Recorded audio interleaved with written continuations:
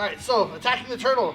Okay, you're gonna see a lot of turtle in that tournament or in catch wrestling tournaments in general because you need to avoid the pin. So you're more likely to see somebody on all fours than trying to play off their back. You guys understand that, correct?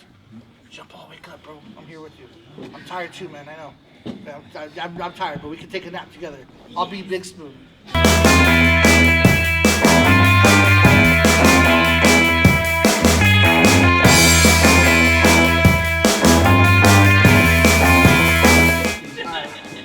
Alright.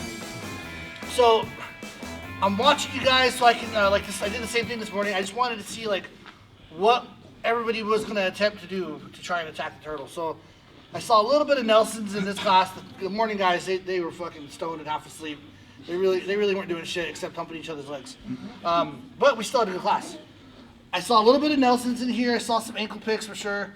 But I didn't, like I said before you guys started, like, hey, use a little bit of submission holds and things like, use hammer locks and, you know, like smash somebody's ankle and shit like that. All those things work. Okay, so we're gonna go ahead and turtle with me. I'm gonna give you guys an example. Now, I might not be able to do this just because it's been a minute and I don't have the same range of motion that I used to. Now, I think it's important to cite where the fuck you get shit from. Today's technique is really brought to you guys by Gokor, because this is a technique that I've used before, but I've not shown in probably 2 years. Gokor posted a video just this morning after class, and I was like, oh, dude, it's been a minute since I've done that. I generally teach a single leg counter version of this. I like his a little bit better. Basically what he's doing is he's taking his arm, running it through, and grabbing onto his own thigh. You can go ahead and stay a little bit controlled there. Now I'm gonna do a forward roll facing to the outside. My partner has two options. If he decides to stay in his turtle, I'm gonna expose his shoulder for a shoulder lock. Okay, expose his shoulder. That doesn't mean I'm gonna finish it. It sets up the opportunity to attack him. Okay? Most of the time, someone is gonna forward roll and give you position. Would you rather have him turtled here, where you're trying to jackhammer through him, or would you rather have him in side control? Side control, right? So that's basically the idea. Now, bear with me, I haven't done this in a while, but I'm coming through, grabbing onto my own leg, and I'm just gonna try to keep my leg bent and try to roll here and try to peel that with a little bit of pressure. Now you can see just a little roll, his arm already started to pop out. Now somebody smaller, like Nancy, who's gonna sit up a little bit more, is gonna probably get that arm just a little bit more out.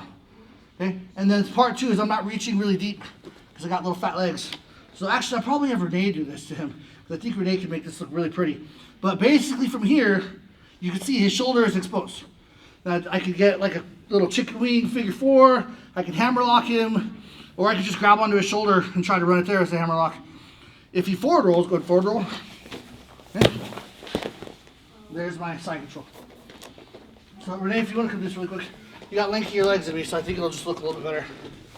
That's why I run this off of like a single leg counter, because I can make it look pretty from there.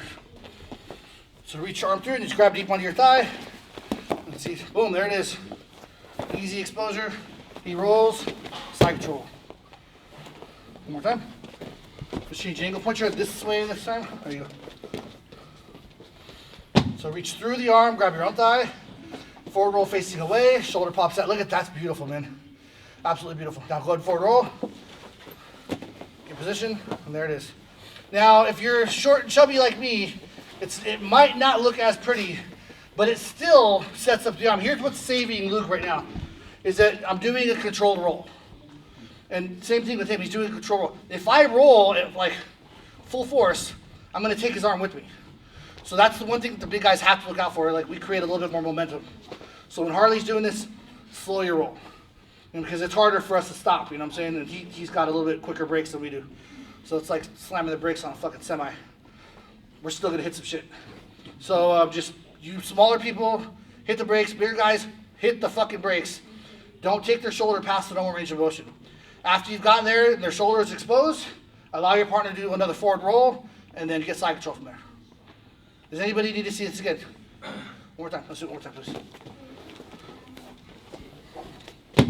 So clearing the outside leg, going through, this same shoulder's Nice dipping down. Yep. Boom, there it is. Pop it out. Now Renee's staying on his back. He doesn't have to though. He really has the momentum to sit all the way up. Let's do it one more time.